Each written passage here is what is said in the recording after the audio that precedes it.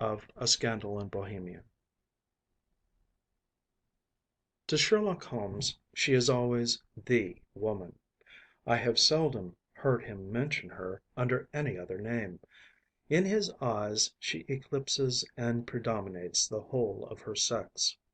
It was not that he felt any emotion akin to love for Irene Adler. All emotions, and that one particularly, were abhorrent to his cold, precise, but admirably balanced mind. He was, I take it, the most perfect reasoning and observing machine that the world has seen, but as a lover he would have placed himself in a false position. He never spoke of the softer passions, save with a gibe and a sneer. They were admirable things for the observer, excellent for drawing the veil from men's motives and actions. But for the trained reasoner to admit such intrusions into his own delicate and finely adjusted temperament was to introduce a distracting factor which might throw a doubt upon all his mental results. Grit in a sensitive instrument, or a crack in one of his own high power lenses, would not be more disturbing than a strong emotion in a nature such as his. And yet there was but one woman to him, and that woman was the late Irene Adler, of dubious and questionable memory. I had seen little of Holmes lately. My marriage had drifted us away from each other. My own complete happiness, and the home centred interests which rise up around the man who first finds himself master of his own establishment, were sufficient to absorb all my attention; while Holmes, who loathed every form of society with his whole Bohemian soul, remained in our lodgings in Baker Street, buried among his old books, and alternating from week to week between cocaine and ambition. The drowsiness of the drug and the fierce energy of his own keen nature. He was still, as ever, deeply attracted by the study of crime, and occupied his immense faculties and extraordinary powers of observation in following out those clues, in clearing up those mysteries which had been abandoned as hopeless by the official police. From time to time I heard some vague account of his doings, of his summons to Odessa in the case of the Trepoff murder, of his clearing up of the singular tragedy of the Atkinson brothers at Trincomalee, and finally of the mission which he had accomplished so delicately and successfully for the reigning family of Holland. Beyond these signs of his activity, however, which I merely shared with all the readers of the daily press, I knew little of my former friend and companion. One night—it was on the 20th of March, 1888—I was returning from a journey to a patient, for I had now returned to civil practice, when my way led me through Baker Street.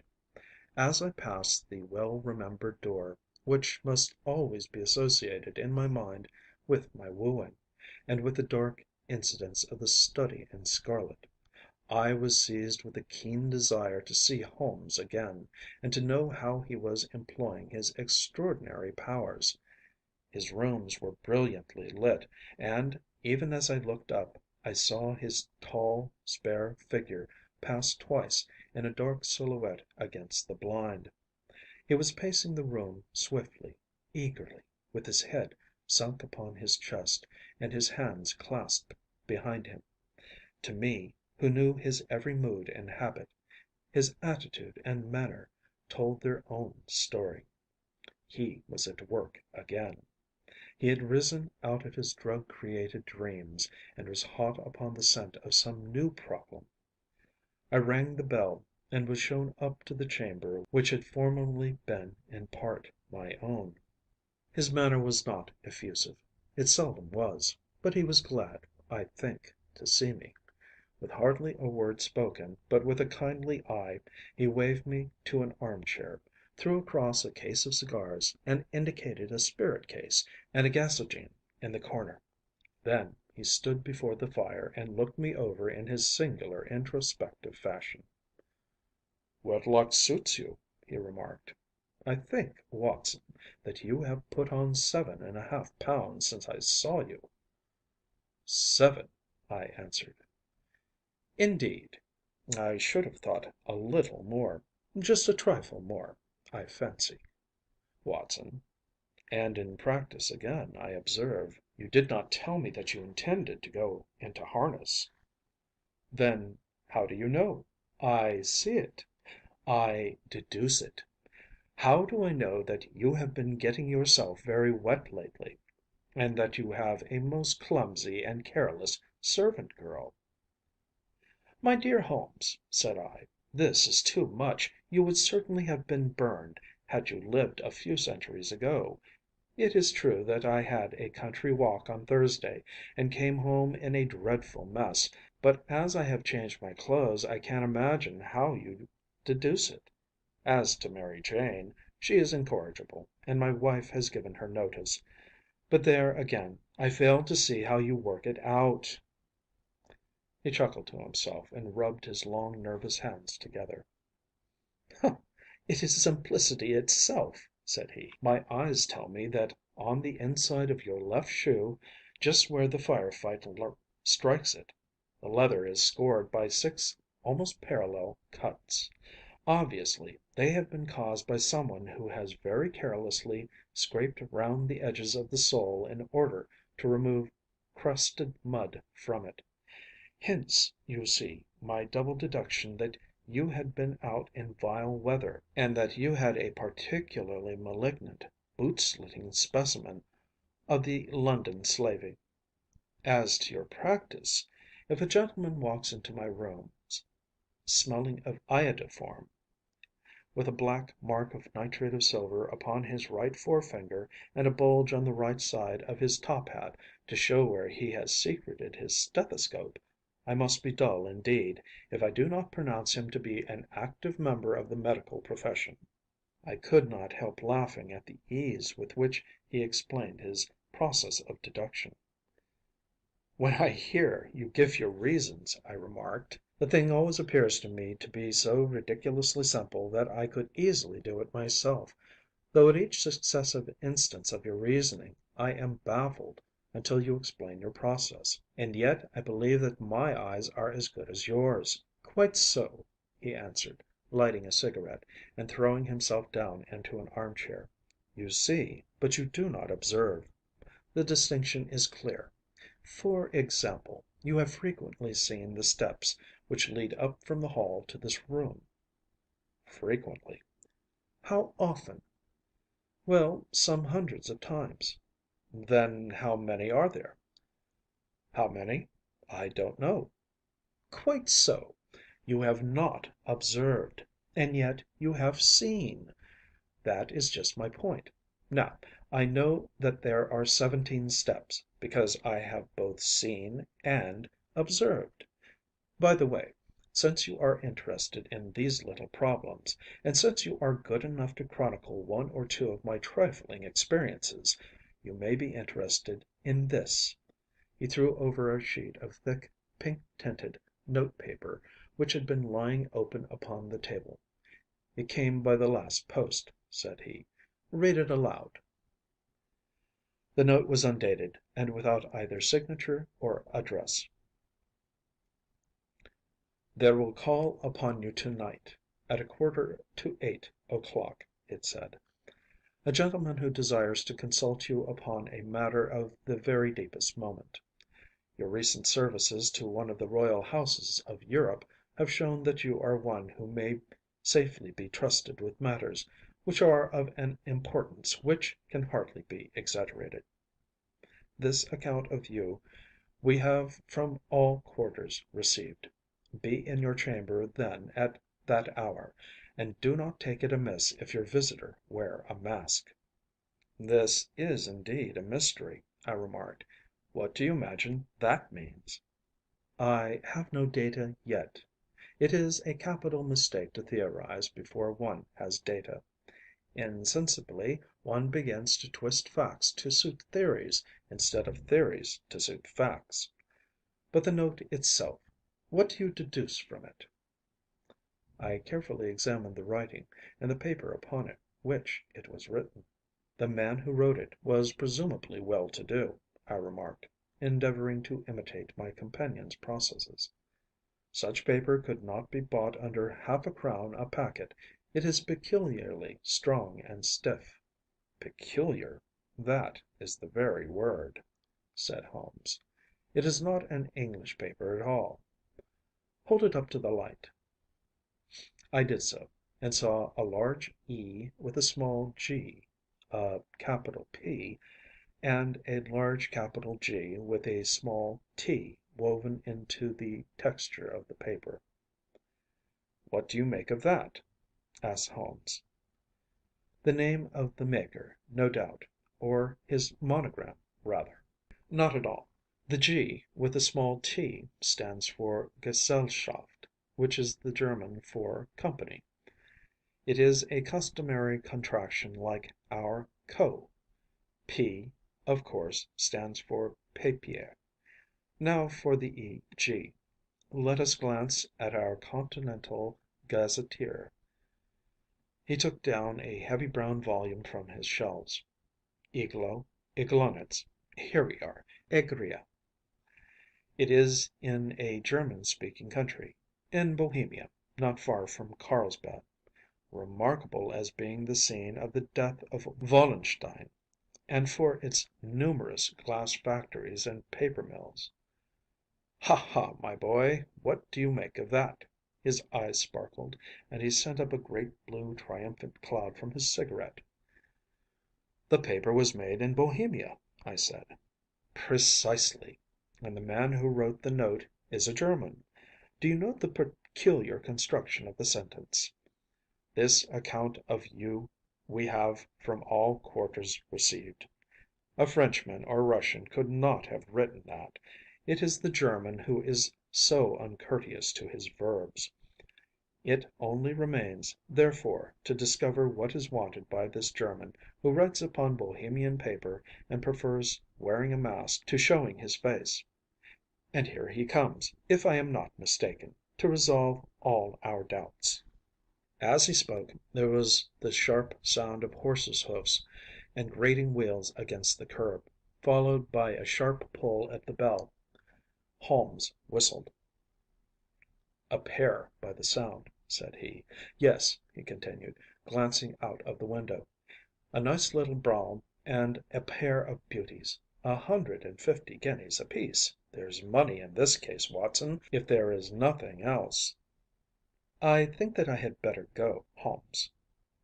Not a bit, Doctor. Stay where you are. I am lost without my Boswell. And this promises to be interesting. It would be a pity to miss it. But your client? Never mind him. I may want your help, and so may he. Here he comes. Sit down in that armchair, Doctor, and give us your best attention. A slow and heavy step, which had been heard upon the stairs and in the passage, paused immediately outside the door. Then there was a loud and authoritative tap. Come in, said Holmes. A man entered, who could hardly have been less than 6 feet 6 inches in height, with the chest and limbs of a Hercules. His dress was rich with a richness which would, in England, be looked upon as akin to bad taste. Heavy bands of astrakhan were slashed across the sleeves and fronts of his double-breasted coat, while the deep blue cloak, which was thrown over his shoulders, was lined with flame-colored silk and secured at the neck with a brooch which consisted of a single flaming beryl. Boots which extended halfway up his calves, and which were trimmed at the tops with rich brown fur, completed the impression of barbaric opulence, which was suggested by his whole appearance. He carried a broad-brimmed hat in his hand, while he wore across the upper part of his face, extending down past the cheekbones, a black vizard mask, which he had apparently adjusted that very moment, for his hand was still raised to it as he entered. From the lower part of his face he appeared to be a man of strong character, with a thick hanging lip, and a long, straight chin suggestive of resolution pushed to the length of obstinacy. "You have my note?" he asked with a deep, harsh voice and a strongly marked German accent. "I told you that I would call." He looked from one to the other of us, as if uncertain which to address. "Pray take a seat," said Holmes. "This is my friend and colleague, Dr. Watson, who is occasionally good enough to help me in my cases. Whom have I the honor to address?" "You may address me as the Count von Kramm, a Bohemian nobleman. I understand that this gentleman, your friend, is a man of honor and discretion, whom I may trust with a matter of the most extreme importance. If not, I should much prefer to communicate with you alone." I rose to go, but Holmes caught me by the wrist and pushed me back into my chair. "It is both or none," said he. "You may say before this gentleman anything which you may say to me." The Count shrugged his broad shoulders. "Then I must begin," said he, "by binding you both to absolute secrecy for 2 years. At the end of that time the matter will be of no importance. At present it is not too much to say that it is of such weight it may have an influence upon European history." "I promise," said Holmes. "And I." "You will excuse this mask," continued our strange visitor. "The august person who employs me wishes his agent to be unknown to you, and I may confess at once that the title by which I have just called myself is not exactly my own." "I was aware of it," said Holmes dryly. "The circumstances are of great delicacy, and every precaution has to be taken to quench what might grow to be an immense scandal, and seriously compromise one of the reigning families of Europe. To speak plainly, the matter implicates the great house of Ormstein, hereditary kings of Bohemia." "I was also aware of that," murmured Holmes, settling himself down in his armchair and closing his eyes. Our visitor glanced with some apparent surprise at the languid, lounging figure of the man who had been no doubt depicted to him as the most incisive reasoner and most energetic agent in Europe. Holmes slowly reopened his eyes and looked impatiently at his gigantic client. "If your Majesty would condescend to state your case," he remarked, "I should be better able to advise you." The man sprang from his chair and paced up and down the room in uncontrollable agitation. Then, with a gesture of desperation, he tore the mask from his face and hurled it upon the ground. "You are right!" he cried. "I am the King. Why should I attempt to conceal it?" "Why, indeed?" murmured Holmes. "Your Majesty had not spoken before I was aware that I was addressing Wilhelm Gottsreich Sigismund von Ormstein, Grand Duke of Cassel Felstein, and hereditary King of Bohemia." "But you can understand," said our strange visitor, sitting down once more and passing his hand over his high, white forehead, "you can understand that I am not accustomed to doing such business in my own person.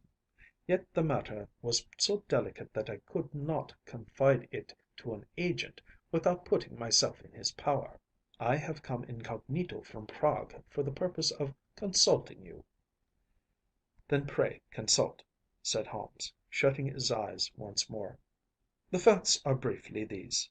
Some years ago, during a lengthy visit to Warsaw, I made the acquaintance of the well known adventuress, Irene Adler.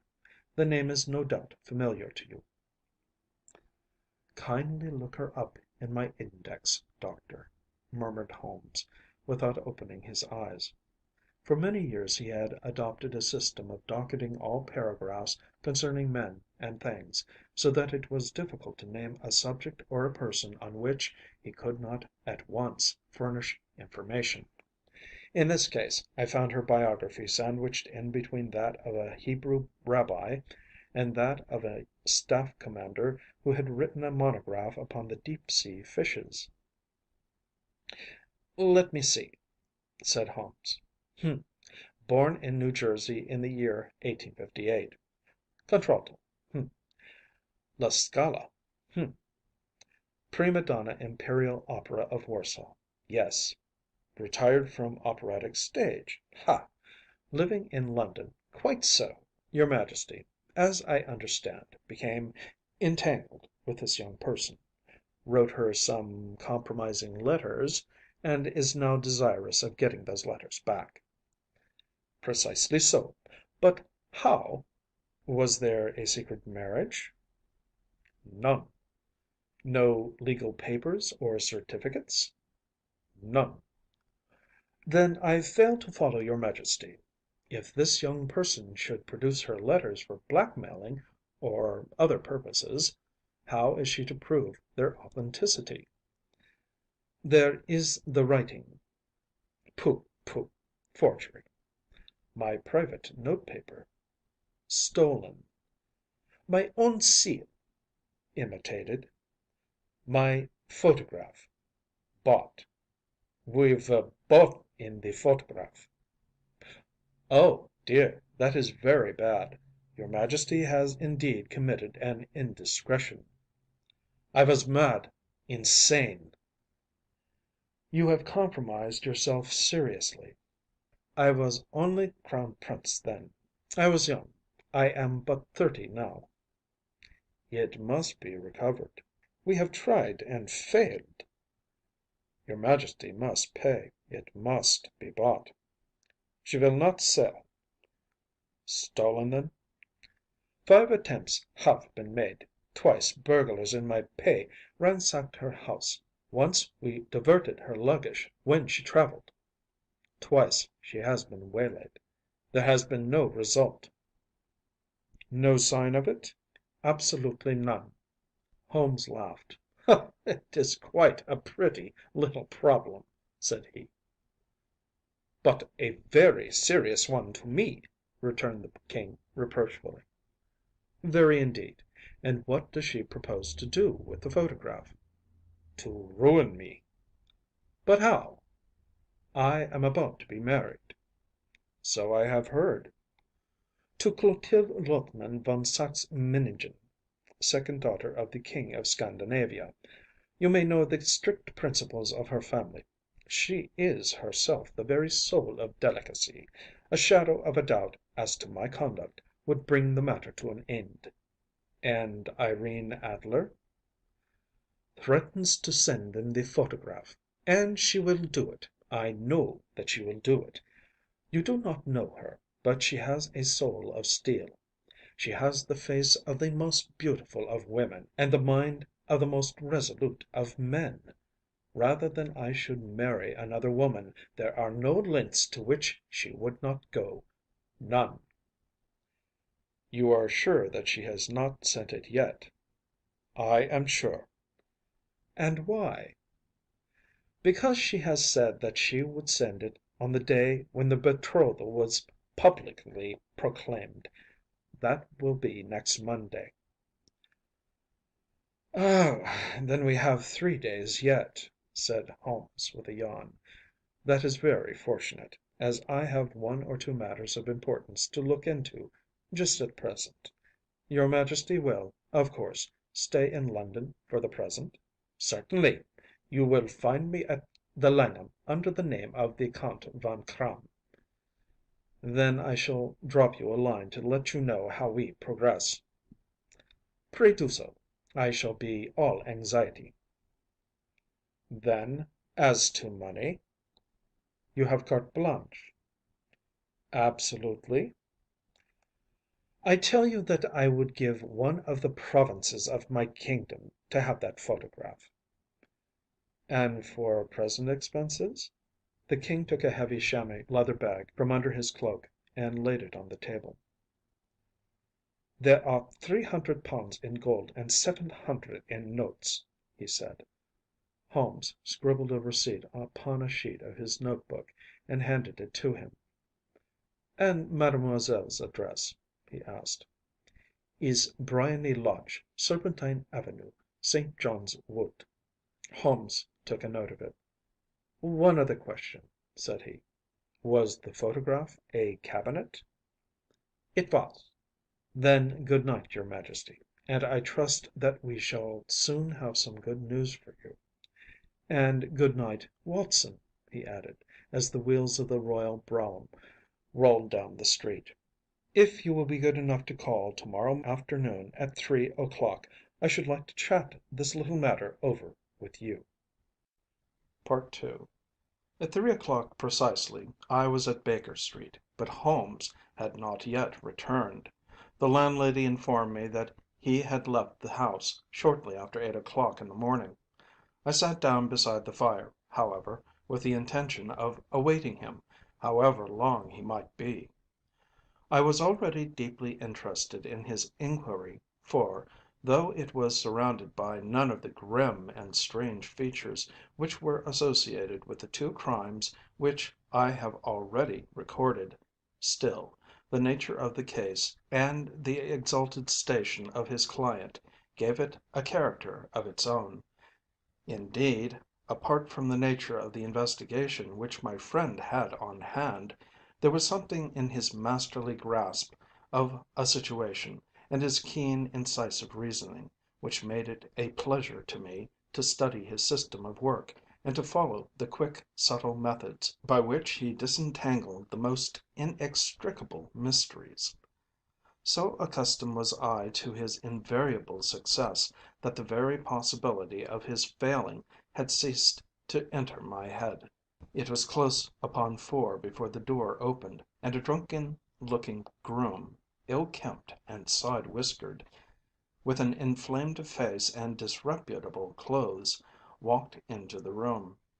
Accustomed as I was to my friend's amazing powers in the use of disguises, I had to look 3 times before I was certain that it was indeed he. With a nod, he vanished into the bedroom, whence he emerged in 5 minutes, tweed suited and respectable, as of old. Putting his hands into his pockets, he stretched out his legs in front of the fire and laughed heartily for some minutes. "Well, really!" he cried, and then he choked and laughed again, until he was obliged to lie back, limp and helpless, in the chair. "What is it?" "It's quite too funny. I am sure you could never guess how I employed my morning, or what I ended by doing." "I can't imagine. I suppose that you have been watching the habits, and perhaps the house, of Miss Irene Adler?" "Quite so, but the sequel was rather unusual. I will tell you, however. I left the house a little after 8 o'clock this morning, in the character of a groom out of work. There is a wonderful sympathy and freemasonry among horsey men. Be one of them, and you will know all that there is to know. I soon found Briony Lodge. It is a bijou villa, with a garden at the back, but built out in front right up to the road, 2 stories, Chubb lock to the door, large sitting room on the right side, well furnished, with long windows almost to the floor, and those preposterous English window fasteners which a child could open. Behind there was nothing remarkable, save that the passage window could be reached from the top of the coach house. I walked round it and examined it closely from every point of view, but without noting anything else of interest. I then lounged down the street and found, as I expected, that there was a mews in a lane which runs down by one wall of the garden. I lent the ostlers a hand in rubbing down their horses, and received in exchange 2d., a glass of half and half, 2 fills of shag tobacco, and as much information as I could desire about Miss Adler, to say nothing of half a dozen other people in the neighborhood in whom I was not in the least interested, but whose biographies I was compelled to listen to. "And what of Irene Adler?" I asked. "Oh, she has turned all the men's heads down in that part. She is the daintiest thing under a bonnet on this planet.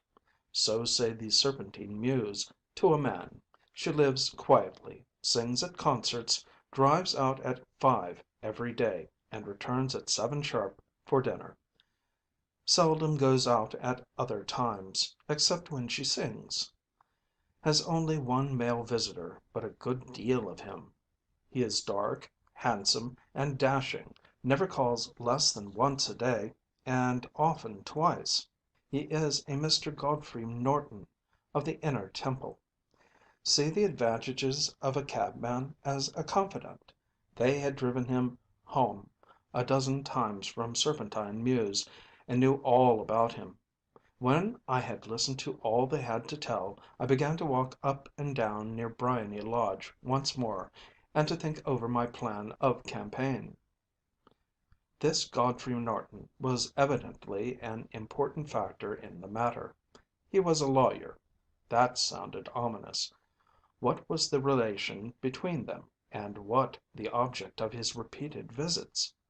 Was she his client, his friend, or his mistress? If the former, she had probably transferred the photograph to his keeping. If the latter, it was less likely. On the issue of this question depended whether I should continue my work at Briony Lodge, or turn my attention to the gentlemen's chambers in the Temple. It was a delicate point, and it widened the field of my inquiry. I fear that I bore you with these details, but I have to let you see my little difficulties, if you are to understand the situation. I am following you closely, I answered. I was still balancing the matter in my mind when a hansom cab drove up to Briony Lodge, and a gentleman sprang out. He was a remarkably handsome man, dark, aquiline, and mustached, evidently the man of whom I had heard. He appeared to be in a great hurry, shouted to the cabman to wait, and brushed past the maid, who opened the door with the air of a man who was thoroughly at home. He was in the house about half an hour, and I could catch glimpses of him in the windows of the sitting room, pacing up and down, talking excitedly, and waving his arms. Of her I could see nothing. Presently he emerged, looking even more flurried than before. As he stepped up to the cab, he pulled a gold watch from his pocket and looked at it earnestly. "Drive like the devil!" he shouted. "First to Gross & Hankey's in Regent Street, and then to the Church of St. Monica in the Edgware Road. Half a guinea if you do it in 20 minutes." Away they went, and I was just wondering whether I should not do well to follow them, when up the lane came a neat little landau, the coachman with his coat only half buttoned, and his tie under his ear, while all the tags of his harness were sticking out of the buckles. It hadn't pulled up before she shot out of the hall door and into it. I only caught a glimpse of her at the moment, but she was a lovely woman, with a face that a man might die for. "The Church of St. Monica, John," she cried, "and half a sovereign if you reach it in 20 minutes." This was quite too good to lose, Watson. I was just balancing whether I should run for it or whether I should perch behind her landau when a cab came through the street. The driver looked twice at such a shabby fare, but I jumped in before he could object. "The Church of St. Monica," said I, "and half a sovereign if you reach it in 20 minutes." It was 25 minutes to 12, and of course it was clear enough what was in the wind. My cabby drove fast. I don't think I ever drove faster, but the others were there before us. The cab and the landau, with their steaming horses, were in front of the door when I arrived. I paid the man and hurried into the church. There was not a soul there save the two whom I had followed and a surpliced clergyman, who seemed to be expostulating with them. They were all three standing in a knot in front of the altar. I lounged up the side aisle like any other idler who has dropped into a church. Suddenly, to my surprise, the three at the altar faced round to me, and Godfrey Norton came running as hard as he could towards me. "Thank God!" he cried. "You'll do. Come, come!" "What then?" I asked. "Come, man, come! Only 3 minutes, or it won't be legal." I was half dragged up to the altar, and before I knew where I was I found myself mumbling responses which were whispered in my ear, and vouching for things of which I knew nothing, and generally assisting in the secure tying up of Irene Adler, spinster, to Godfrey Norton, bachelor. It was all done in an instant, and there was the gentleman thanking me on the one side and the lady on the other, while the clergyman beamed on me in front. It was the most preposterous position in which I ever found myself in my life, and it was the thought of it that started me laughing just now. It seems that there had been some informality about their license, that the clergyman absolutely refused to marry them without a witness of some sort, and that my lucky appearance saved the bridegroom from having to sally out into the streets in search of a best man. The bride gave me a sovereign, and I mean to wear it on my watch chain in memory of the occasion." "This is a very unexpected turn of affairs," said I. "And what then?" "Well, I found my plans very seriously menaced. It looked as if the pair might take an immediate departure, and so necessitate very prompt and energetic measures on my part. At the church door, however, they separated, he driving back to the Temple, and she to her own house. 'I shall drive out in the park at 5 as usual,' she said as she left him. I heard no more. They drove away in different directions, and I went off to make my own arrangements." "Which are?" "Some cold beef and a glass of beer," he answered, ringing the bell. "I have been too busy to think of food, and I am likely to be busier still this evening. By the way, Doctor, I shall want your cooperation." "I shall be delighted." "You don't mind breaking the law?" "Not in the least." "Nor running a chance of arrest?" "Not in a good cause." "Oh, the cause is excellent." "Then I am your man." "I was sure that I might rely on you. But what is it you wish?" "When Mrs. Turner has brought in the tray, I will make it clear to you. Now," he said, as he turned hungrily on the simple fare that our landlady had provided, "I must discuss it while I eat, for I have not much time. It is nearly 5 now. In 2 hours we must be on the scene of action. Miss Irene, or Madam rather, returns from her drive at 7. We must be at Briony Lodge to meet her." "And what then?" "You must leave that to me. I have already arranged what is to occur. There is only one point on which I must insist. You must not interfere, come what may. You understand?" "I am to be neutral?" "To do nothing whatever. There will probably be some small unpleasantness. Do not join in it. It will end in my being conveyed into the house. 4 or 5 minutes afterwards the sitting room window will open. You are to station yourself close to that open window." "Yes." "You are to watch me, for I will be visible to you." "Yes." "And when I raise my hand so you will throw into the room what I give you to throw, and will, at the same time, raise the cry of 'Fire!' You quite follow me?" "Entirely." "It is nothing very formidable," he said, taking a long cigar shaped roll from his pocket. "It is an ordinary plumber's smoke rocket, fitted with a cap at either end to make it self lighting.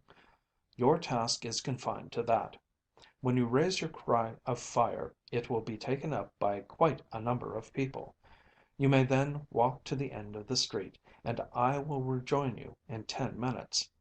I hope that I have made myself clear?"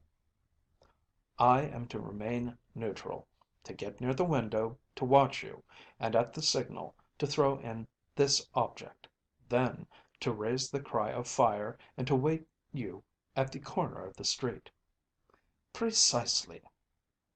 "Then you may entirely rely on me." "That is excellent. I think, Perhaps it is almost time that I prepare for the new role I have to play."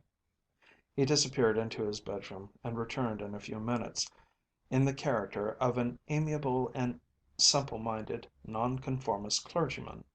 His broad black hat, his baggy trousers, his white tie, his sympathetic smile and general look of peering and benevolent curiosity were such as Mr. John Hare alone could have equalled. It was not merely that Holmes changed his costume. His expression, his manner, his very soul seemed to vary with every fresh part that he assumed. The stage lost a fine actor, even as science lost an acute reasoner, when he became a specialist in crime. It was 6:15 when we left Baker Street, and it still wanted 10 minutes to the hour when we found ourselves in Serpentine Avenue. It was already dusk, and the lamps were just being lighted as we paced up and down in front of Briony Lodge, waiting for the coming of its occupant. The house was just such as I had pictured it from Sherlock Holmes' succinct description, but the locality appeared to be less private than I expected. On the contrary, for a small street in a quiet neighborhood, it was remarkably animated. There was a group of shabbily dressed men smoking and laughing in a corner, a scissors grinder with his wheel, two guardsmen who were flirting with a nurse girl, and several well dressed young men who were lounging up and down with cigars in their mouths. "You see," remarked Holmes, as we paced to and fro in front of the house, "this marriage rather simplifies matters. The photograph becomes a double edged weapon now. The chances are that she would be as averse to its being seen by Mr. Godfrey Norton as our client is to its coming to the eyes of his princess. Now the question is, where are we to find the photograph?" Where, indeed? It is most unlikely that she carries it about with her. It is cabinet size, too large for easy concealment about a woman's dress. She knows that the king is capable of having her waylaid and searched. Two attempts of the sort have already been made. We may take it, then, that she does not carry it about with her. Where, then? Her banker or her lawyer. There is that double possibility. But I am inclined to think neither. Women are naturally secretive, and they like to do their own secreting. Why should she hand it over to any one else? She could trust her own guardianship, but she could not tell what indirect or political influence might be brought to bear upon a business man. Besides, remember that she had resolved to use it within a few days. It must be where she can lay her hands upon it. It must be in her own house. "But it has twice been burgled." Pshaw! They did not know how to look. "But how will you look?" "I will not look." "What then?" "I will get her to show me." "But she will refuse." "She will not be able to. But I hear the rumble of wheels. It is her carriage. Now carry out my orders to the letter." As he spoke, the gleam of the side lights of a carriage came round the curve of the avenue. It was a smart little landau which rattled up to the door of Briony Lodge. As it pulled up, one of the loafing men on the corner dashed forward to open the door in the hope of earning a copper, but was elbowed away by another loafer who had rushed up with the same intention. A fierce quarrel broke out, which was increased by the two guardsmen, who took sides with one of the loungers, and by the scissors grinder, who was equally hot upon the other side. A blow was struck, and in an instant the lady, who had stepped from her carriage, was the centre of a little knot of flushed and struggling men, who struck savagely at each other with their fists and sticks. Holmes dashed into the crowd to protect the lady, but just as he reached her he gave a cry and dropped to the ground, with the blood running freely down his face. At his fall the guardsmen took to their heels in one direction and the loungers in the other, while a number of better dressed people, who had watched the scuffle without taking part in it, crowded in to help the lady and to attend to the injured man. Irene Adler, as I will still call her, had hurried up the steps, but she stood at the top with her superb figure outlined against the lights of the hall, looking back into the street. "Is the poor gentleman much hurt?" she asked. "He is dead!" cried several voices. "No, no, there's life in him!" shouted another. "But he'll be gone before you can get him to hospital." "He's a brave fellow," said a woman. "They would have had the lady's purse and watch if it hadn't been for him. They were a gang, and a rough one too. Ah, he's breathing now." "He can't lie in the street. May we bring him in, marm?" "Surely. Bring him into the sitting room. There is a comfortable sofa. This way, please." Slowly and solemnly he was borne into Briony Lodge and laid out in the principal room, while I still observed the proceedings from my post by the window. The lamps had been lit, but the blinds had not been drawn, so that I could see Holmes as he lay upon the couch. I do not know whether he was seized with compunction at that moment for the part he was playing, but I know that I never felt more heartily ashamed of myself in my life than when I saw the beautiful creature against whom I was conspiring, or the grace and kindliness with which she waited upon the injured man. And yet it would be the blackest treachery to Holmes to draw back now from the part which he had entrusted to me. I hardened my heart and took the smoke rocket from under my ulster. After all, I thought, we are not injuring her. We are but preventing her from injuring another. Holmes had sat up upon the couch, and I saw him motion like a man who is in need of air. A maid rushed across and threw open the window. At the same instant I saw him raise his hand, and at the signal I tossed my rocket into the room with a cry of "Fire!" The word was no sooner out of my mouth than the whole crowd of spectators, well dressed and ill, gentlemen, ostlers, and servant maids, joined in a general shriek of "Fire!" Thick clouds of smoke curled through the room and out at the open window. I caught a glimpse of rushing figures, and a moment later the voice of Holmes from within, assuring them that it was a false alarm. Slipping through the shouting crowd, I made my way to the corner of the street, and in 10 minutes was rejoiced to find my friend's arm in mine, and to get away from the scene of uproar. He walked swiftly and in silence for some few minutes until we had turned down one of the quiet streets which led towards the Edgware Road. "You did it very nicely, Doctor," he remarked. "Nothing could have been better. It is all right." "You have the photograph?" "I know where it is." "And how did you find out?" "She showed me, as I told you she would." "I am still in the dark." "I do not wish to make a mystery," said he, laughing. "The matter was perfectly simple. You, of course, saw that every one in the street was an accomplice. They were all engaged for the evening." "I guessed as much." "Then, when the row broke out, I had a little moist red paint in the palm of my hand. I rushed forward, fell down, clapped my hand to my face, and became a piteous spectacle. It is an old trick." That also I could fathom. "Then they carried me in. She was bound to have me in. What else could she do? And into her sitting room, which was the very room which I suspected. It lay between that and her bedroom, and I was determined to see which. They laid me on a couch. I motioned for air. They were compelled to open the window, and you had your chance." "How did that help you?"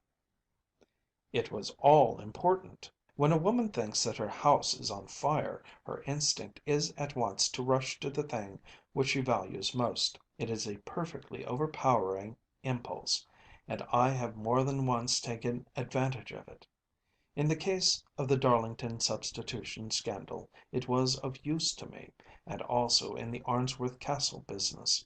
A married woman grabs at her baby, an unmarried one reaches for her jewel box. Now it was clear to me that Our Lady of today had nothing in the house more precious to her than what we are in quest of. She would rush to secure it. The alarm of fire was admirably done. The smoke and shouting were enough to shake nerves of steel. She responded beautifully. The photograph is in a recess behind a sliding panel just above the right bell pull. She was there in an instant, and I caught a glimpse of it as she half drew it out. When I cried out that it was a false alarm, she replaced it, glanced at the rocket, rushed from the room, and I have not seen her since. I rose, and, making my excuses, escaped from the house.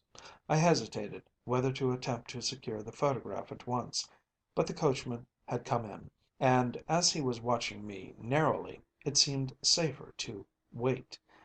A little over precipitance may ruin all. "And now?" I asked. "Our quest is practically finished. I shall call with the King to morrow, and with you, if you care to come with us. We will be shown into the sitting room to wait for the lady, but it is probable that when she comes she may find neither of us nor the photograph. It might be a satisfaction to His Majesty to regain it with his own hands." "And when will you call?" "At 8 in the morning. She will not be up, so that we shall have a clear field. Besides, we must be prompt, for this marriage may mean a complete change in her life and habits. I must wire to the King without delay." We had reached Baker Street, and had stopped at the door. He was searching his pockets for the key, when someone passing said, "Good night, Mr. Sherlock Holmes." There were several people on the pavement at the time, but the greeting appeared to come from a slim youth in an ulster who had hurried by. "I've heard that voice before," said Holmes, staring down the dimly lit street. "Now I wonder who the deuce that could have been." III I slept at Baker Street that night, and we were engaged upon our toast and coffee in the morning, when the King of Bohemia rushed into the room. "You have really got it?" he cried, grasping Sherlock Holmes by either shoulder and looking eagerly into his face. "Not yet." "But you have hopes?" "I have hopes." "Then come, I am all impatience to be gone." "We must have a cab." "No, my brougham is waiting." "Then that will simplify matters." We descended and started off once more for Briony Lodge. "Irene Adler is married," remarked Holmes. "Married? When?" "Yesterday." "But to whom?" "To an English lawyer named Norton." "But she could not love him." "I am in hopes that she does." "And why in hopes?" "Because it would spare your Majesty all fear of future annoyance. If the lady loves her husband, she does not love your Majesty. If she does not love your Majesty, there is no reason why she should interfere with your Majesty's plan." "It is true.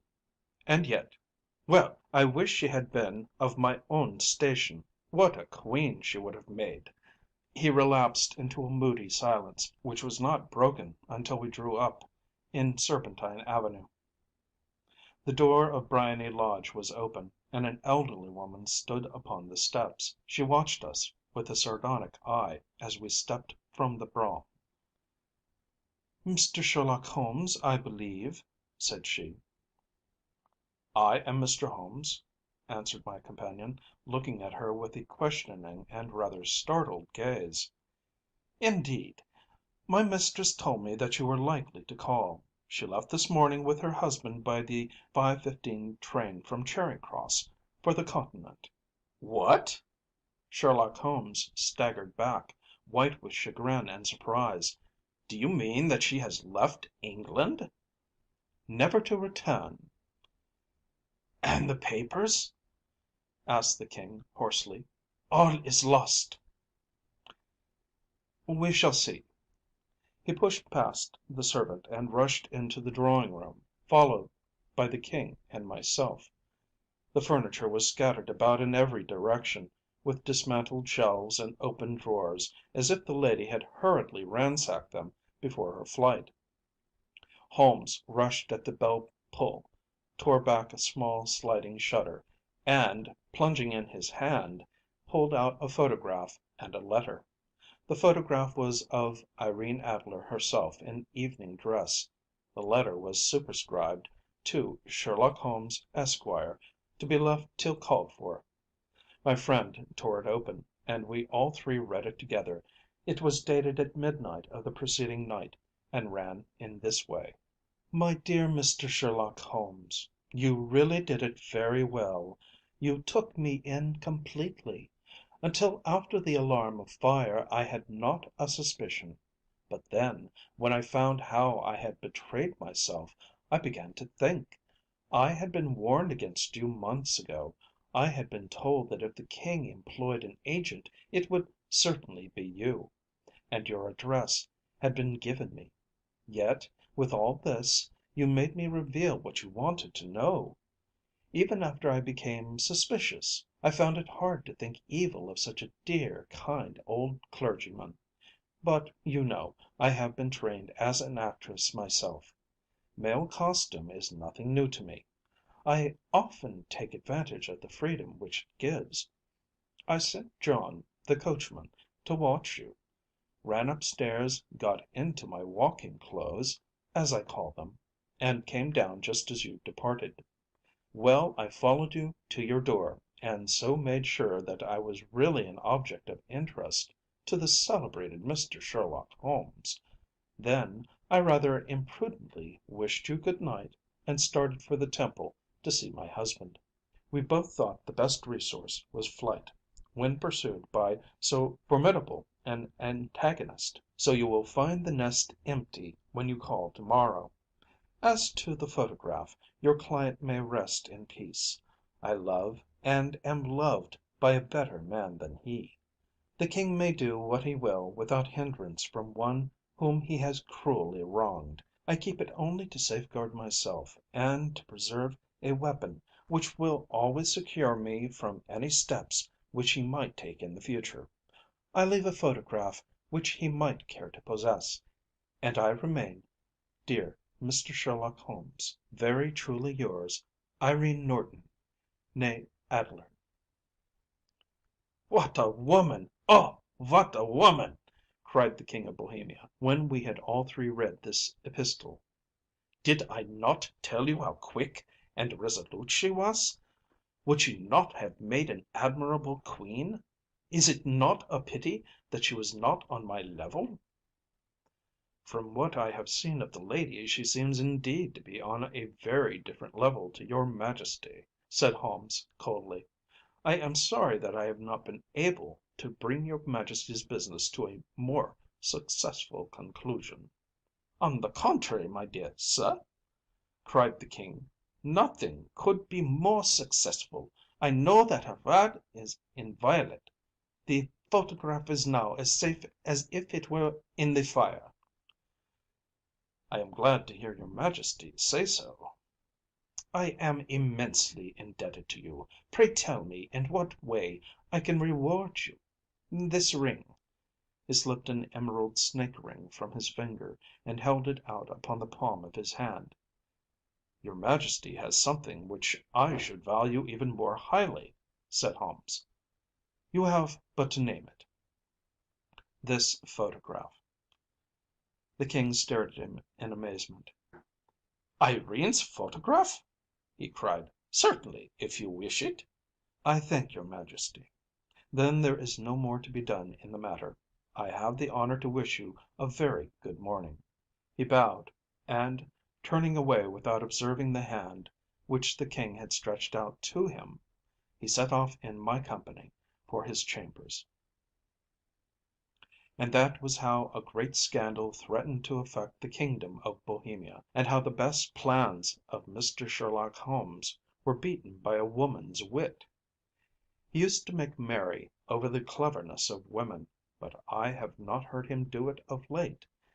And when he speaks of Irene Adler, or when he refers to her photograph, it is always under the honorable title of the woman. End of Part Three. End of Section 2. A Scandal in Bohemia by Sir Arthur Conan Doyle.